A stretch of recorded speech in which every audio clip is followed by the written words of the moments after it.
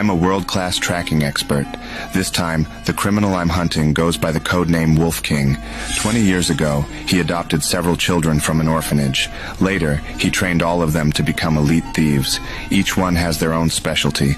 Some are world-class hackers. Some can change their appearance in the blink of an eye. Some can even perfectly disguise themselves as a woman when they're actually a man. Wolf King calls the shots from behind the scenes.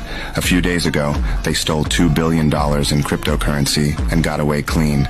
But the police don't even know what Wolf King looks like. That night, I suddenly picked up Wolf King's trail. To avoid raising his suspicion, I sent a very plain-looking female officer named Mary to tail him secretly. The goal was to find out exactly where he lived. I sat in my car, watching everything through the surveillance feed.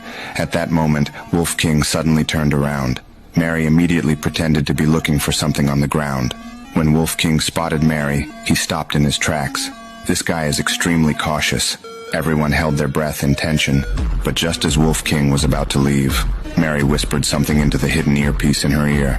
I immediately told her to put her hand down, but Wolf King instantly sensed something was off. Just as he was about to walk away again, a cop suddenly moved the surveillance camera.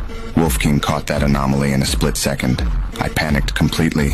Luckily, he wasn't entirely sure the police were tailing him at that point, so Mary kept following him from a distance. Eventually, she followed Wolf King to a rundown building. She put on a pair of headphones to cover the hidden earpiece in her ear. Then she casually walked up next to Wolf King, acting completely calm. At that moment, I suddenly realized something was wrong, so I immediately pulled up the surveillance footage from earlier. I noticed he had turned around and taken a good look at Mary before leaving. At that instant, the sharp-minded Wolf King recalled seeing Mary at the market earlier. He had confirmed that Mary was a cop. After stepping into the elevator, he pulled a knife out of his pocket.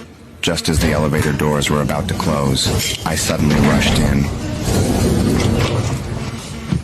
I pretended to take off her headphones while secretly removing the earpiece from her ear. I pretended to be her father. I asked him which floor he lived on, but he said he needed to go back down to the first floor to grab something. When he pressed the elevator button, he did take a close look at Mary's ear, just as I expected. Once he saw there was no earpiece, he put the knife away. I handed him a rotten apple. I had actually hidden a tiny camera inside the apple. Then I deliberately took a bite of the apple and spit it out on the floor. I secretly hid the camera in the corner of the elevator. When the elevator reached the top floor, I had no choice but to step out with Mary. But we didn't actually live there. After hearing the elevator doors close,